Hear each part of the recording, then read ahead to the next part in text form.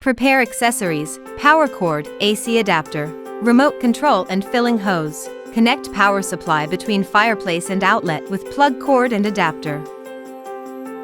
Wait until lights stop flashing before next operation.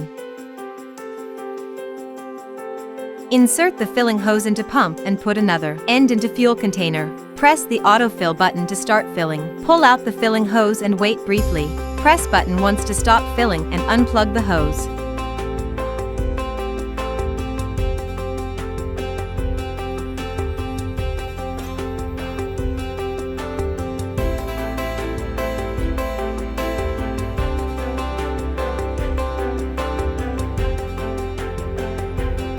Ignite the fireplace with remote control panel app by pressing power button twice.